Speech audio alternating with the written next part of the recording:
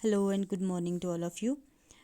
आज हम क्या करेंगे, नेक्स्ट हमने करना है प्रोकैरियोटिक सेल। मैंने आपको डिफरेंस करवाया था, सिमिलरिटीज़ में बाद में करवाऊंगी। प्रोकैरियोटिक सेल और यूकैरियोटिक सेल करवाने के बाद हम सिमिलरिटीज़ करेंगे। ठीक, तो आज हमने करना है कौन सा, प्रोकैरियोटिक सेल। अब देखो, प्रोकैरियोटिक सेल जो होते हैं या प्रोकैरियोट्स जो होते हैं हमारे पास प्रिमिटिव होते हैं, मतलब बहुत ही पुराने पहले आए हुए होते हैं ये। और इनकी जो अपीयरेंस है वो देखने को मिली हमें 3.5 बिलियन ईयर्स अगो।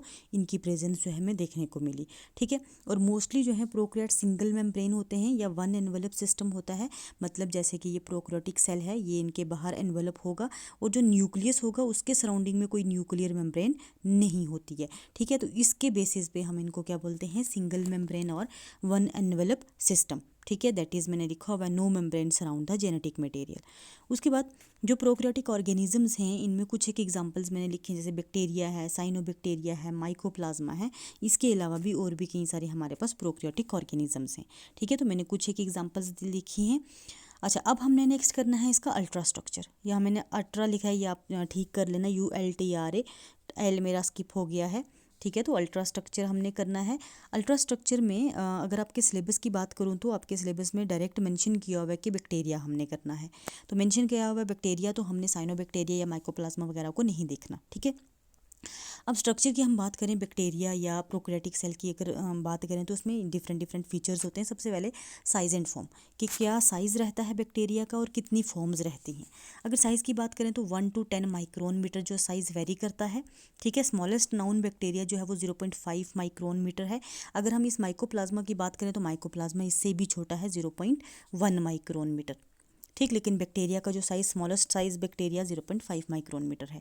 उसके बाद बैक्टीरिया जो हैं या तो सिंगली अकेले भी रह सकते हैं, कॉलोनीज़ भी बना सकते हैं। ये जो कॉलोनीज़ होती हैं टेम्परेरी भी होती हैं, परमानेंट भी होती हैं, डिपेंड करता है डिफरेंट स्पीशीज़ पे। ठीक है, लेकिन इनकी जो शेप है वो वेरी करती है, बहुत ज़्यादा वेरिएशन शो करती है। वेरी करती है, रॉड शेप होती है जैसे इससे पतली लंबी, ठीक, कोमा शेप इस तरह की। ठीक, देन उसके बाद स्पाइरल फॉर्म, स्पाइरल इस तरह हो जाएगा, और स्फीयर जो इस तरह से राउंडेड या सर्कुलर टाइप का होगा। ठीक है, तो इनकी शेप्स जो हैं बहुत ही ज़्यादा वेरिएशन शो करती हैं। देन उसके बाद सेकंड प्रॉपर्टी जो है या सेकंड स्ट्रक्चर में आएगा स्टेनिंग प्रॉपर्टी। जो बैक्टीरिया हैं उनमें स्टेनिंग प्रॉपर्टी होती है। दो तरह के मेनली बैक्टीरिया होते हैं, एक ग्राम पॉजिटिव, एक ग्राम नेगेटिव। जो बैक्टीरिया ग्राम स्टेन को एब्जॉर्ब कर लेते हैं, रिटेन रखते हैं, उसको हम ग्राम पॉजिटिव बोलते हैं। जो रिटेन नहीं कर पाते उनको हम ग्राम नेगेटिव बोलते हैं। ठीक है, अब ये वेरिएशन किसकी वजह से आई, difference in structure of cell wall. जो ग्राम पॉजिटिव और ग्राम नेगेटिव बैक्टीरिया हैं उनके सेल वॉल में थोड़ी बहुत डिफरेंस आने की वजह से ये जो उनमें डिफरेंस आ गया, उनकी स्टेनिंग प्रॉपर्टी जो है डिफरेंट होगी। अब मैं आपको थोड़ा सा बता देती हूँ, ग्राम स्टेन जो है ये क्या है। देखो, ग्राम स्टेन किसके बेसिस पे नाम दिया गया है, ये एक बंदा था हंस क्रिश्चियन जोचिन ग्राम। ठीक है, इसने एक मेथड निकाला था किसका, स्टेनिंग का। बैक्टीरिया को स्टेन करके बैक्टीरिया की स्पीशीज़ को डिफ्रेंशिएट करने का एक मेथड निकाला था, उसके बेसिस पे नाम पड़ गया, उस बंदे के डिस्कवरर के बेसिस पे नाम पड़ा हुआ है ग्राम स्टेन। ठीक है, तो ग्राम स्टेन में क्या चीज़ें यूज़ होती हैं वो मैं यहाँ नहीं आपको बता रही हूँ, आप देख लेना क्योंकि हमारा लंबा हो जाएगा, तो मैं ग्राम स्टेन के बारे में ज़्यादा डिटेल नहीं बताऊँगी। ठीक, उसके बाद बैक्टीरिया की अगर हम बात करें, ये आप एग्जाम में ना लिखो तो भी कोई इशू नहीं, ये सिर्फ आपकी अंडरस्टैंडिंग के लिए थोड़ा सा मैंने यहाँ पे ऐड किया।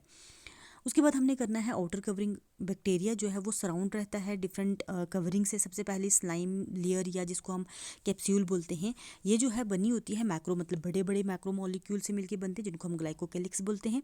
और ये ग्लाइकोकेलिक्स लूज जेलाटिनियस भी हो सकता है या थिक मोटा और टफ कवरिंग भी हो सकते हैं, जिसको हम कैप्सूल बोलते हैं।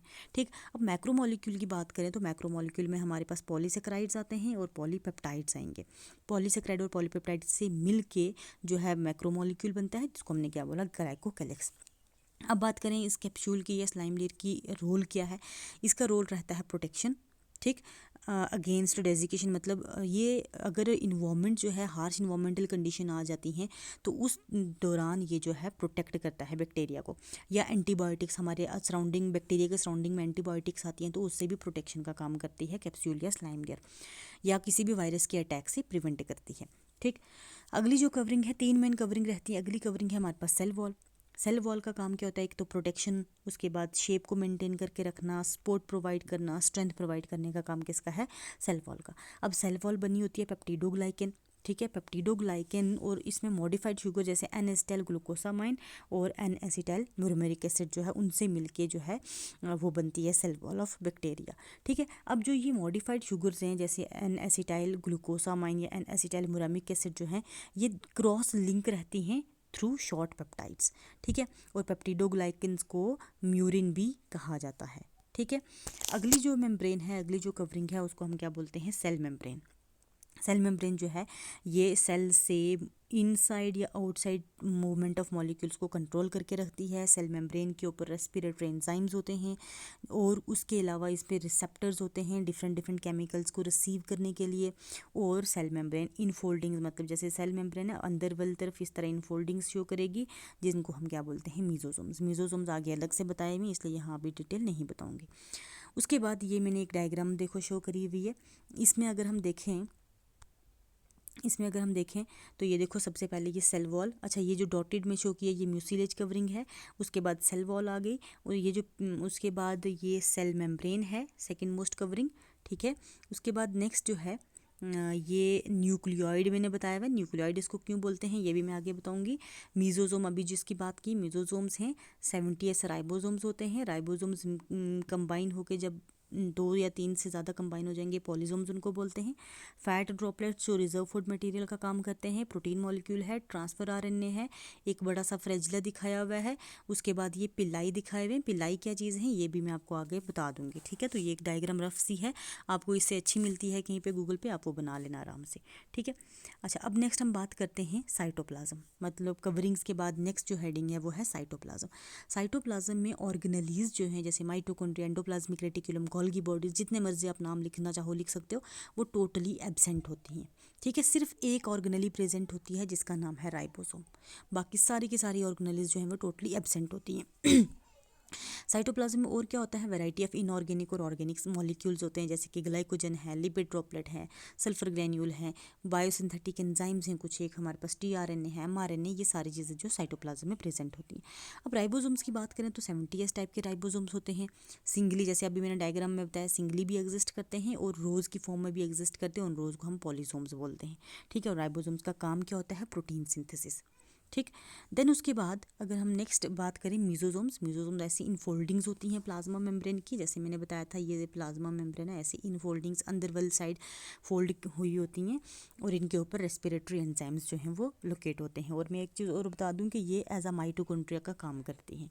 ठीक है, वैक्यूल्स जो हैं जैसे प्लांट सेल में होते हैं या यूकेरियोट्स में वैक्यूल्स, वो वैक्यूल्स टोटली एब्सेंट होते हैं। गैस वैक्यूल्स हो सकते हैं कुछ एक स्पीशीज़ में, थाइलाकॉइड्स भी हो सकते हैं, बट ये आप बैक्टीरिया में नहीं साइनोबैक्टीरिया में लिख सकते हो। कुछ एक जो फोटोसिंथेटिक बैक्टीरिया जैसे साइनोबैक्टीरिया उनमें थाइलाकॉइड्स भी प्रेजेंट हैं जो फोटोसिंथेसिस में रोल प्ले करते हैं। ठीक, अब आगे हमने करना है जेनेटिक मटेरियल। जेनेटिक मटेरियल इनमें होता है डबल हेलिकल, जैसे ये इस तरह डबल हेलिकल होता है और सर्कुलर होता है।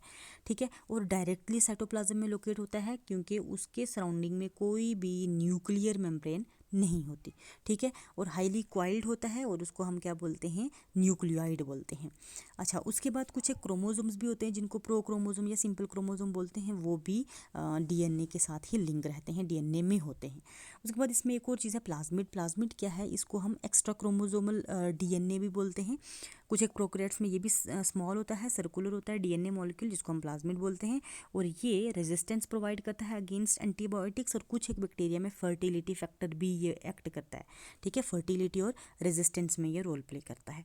उसके बाद अपेंडेजेस की अगर हम बात करें, अपेंडेजेस जो हैं हमारे पास, अपेंडेजेस इसमें फ्लैजिला मोस्टली रहता है। ठीक है, और फ्लैजिला जो है कन्फाइंड रहता है, कभी कभार कन्फाइंड रहेगा मतलब एक साइड पे या पूरी बॉडी पे स्कैटर्ड होगा। ये मैं आपको थोड़ा डिटेल में अलग से बताऊंगी, बट यहाँ सिर्फ इतना ही देखो कि इनको मूवमेंट करने के लिए, लोकोमोशन करने के लिए क्या है, अपेंडेजेस लोकेटेड है जिनको जो फ्लैजिला है, और फ्लैजिला फ्लैजिलिन प्रोटीन से मिलकर बनता है। इसकी डिटेल अभी थोड़ी देर बाद बताती हूँ। ठीक है, अब पिलाई की बात कर लेते हैं। पिलाई को फिमराई भी बोलते हैं। ये शॉर्ट होती हैं, छोटी छोटी, जो बैक्टीरिया की, जैसे मैं आपको शो कर देती हूँ फिर से। ये देखो पिलाई जो छोटी छोटी प्रेजेंट है, इनको हम क्या बोलते हैं, पिलाई बोलते हैं। और पिलाई 2 तरह की होती हैं हमारे पास। ठीक है, एक नॉर्मल पिलाई जो अटैचमेंट वगैरह में रोल प्ले करेगी, अटैचमेंट में रोल प्ले करेगी। और दूसरी जो होती है सेक्स पिलाई बोलते हैं उसको, जो जब जैसे कि फॉर एग्जांपल ये एक बैक्टीरिया है, दूसरा बैक्टीरिया है, तो यहाँ पिलाई के थ्रू इनका जेनेटिक मटेरियल एक्सचेंज होता है, तो उसको सेक्स पिलाई बोलते हैं। ठीक है, एक नॉर्मल पिलाई जो अटैचमेंट में रोल प्ले करेगी, दूसरी सेक्स पिलाई जो कंजुगेशन के दौरान जेनेटिक मटेरियल को एक्सचेंज करने में रोल प्ले करेगी। अच्छा, अब अपेंडेजेस को मैं जैसे मैंने बताया था कि मैं थोड़ा सा डिटेल बताऊंगी। तो अपेंडेजेस की अगर हम बात करें, अपेंडेजेस जैसे मैं बता दिया फ्लैजिला है, तो फ्लैजिला लोकोमोटरी ऑर्गेनली होती है, और फ्लैजिला के प्रेजेंस के बेसिस पे डिफरेंट डिफरेंट टाइप के बैक्टीरिया होते हैं, जैसे कि एयरट्राइकस जिनमें कोई भी फ्लैजिला प्रेजेंट नहीं होता, मोनोट्राइकस जिनमें सिंगल फ्लैजिला प्रेजेंट होता है एक ही साइड पे, एम्फीट्राइकस में क्या होगा, दोनों साइड पे सिंगल सिंगल फ्लैजिला प्रेजेंट होंगे, सिफेलोट्राइकस में क्या होगा बच्चे, बंडल ऑफ या बंच ऑफ फ्लैजिला प्रेजेंट होंगे एक साइड पे। ठीक, लोफोट्राइकस बंच ऑफ फ्लैजिला दोनों साइड पे प्रेजेंट होंगे, और पैरीट्राइकस होल जो बॉडी है वो कवर्ड रहेगी छोटे छोटे फ्लैजिला से। तो ये अपेंडेजेस या फ्लैजिला के बेसिस पे डिफरेंट टाइप्स होती हैं बैक्टीरिया की। ठीक है, तो यहाँ तक है आपका अल्ट्रा स्ट्रक्चर ऑफ बैक्टीरिया या ultra structure of prokaryotic cell, ये आपको लॉन्ग में आ सकता है। ठीक है, तो इसको कर लो, कल हम करेंगे यूकैरियोटिक सेल। ठीक है, थैंक यू सो मच।